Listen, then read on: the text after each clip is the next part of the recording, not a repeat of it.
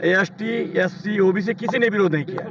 देखिए, ईडब्ल्यूएस भी गैर संवैधानिक था और सरकार ने प्रेशर बना करके ईडब्ल्यूएस को लाया, जबकि इंदिरा मंडल आयोग जो निर्णय है इंदिरा साहनी वाला, उसमें सुप्रीम कोर्ट ने ही कह दिया कि 50% से अधिक आरक्षण की व्यवस्था नहीं किया जाएगा।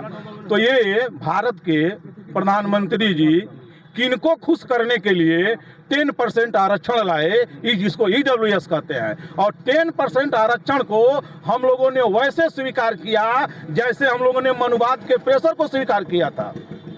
लेकिन जैसे ही यूजीसी इक्विटी रेगुलेशन आया है, बटोगे तो कटोगे कहने वाले समाज को इस तरह बांटे हैं और इस तरह काटने को तैयार हैं जैसे एससी, एसटी, ओबीसी इस देश का निवासी नहीं।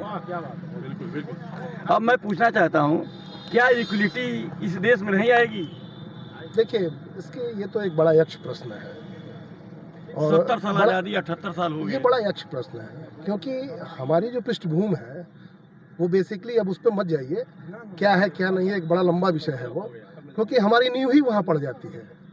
हम पैदा होते ही विभागों में बट्टे पैदा ही होते हैं, तो इतनी आसानी से नहीं आया गया। अम्बेडकर जी का सपना जरूर था। आप जैसे अभी हिंदू राष्ट्र की बात कर रहे थे, हिंदू राष्ट्र क्यों?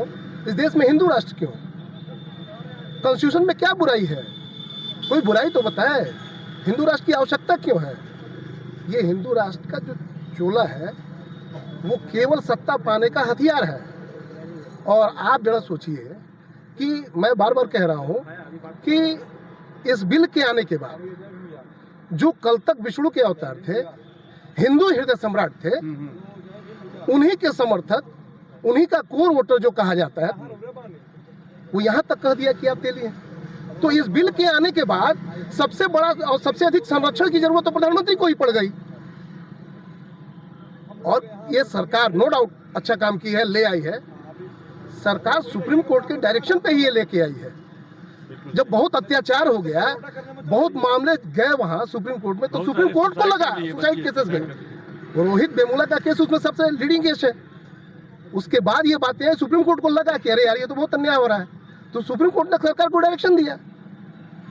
दुर्भाग्य ये है, मैं वहां कोट करना चाहता हूं, दुर्भाग्य ये है कि जिस सुप्रीम कोर्ट ने कहा कि आप बनाइए, उसी सुप्रीम कोर्ट ने कहा कि अरे ये ठीक नहीं है, हम रोक लगाते हैं। ये सबसे बड़ा सिस्टम का दोष यहाँ है। धन्यवाद अधिकार।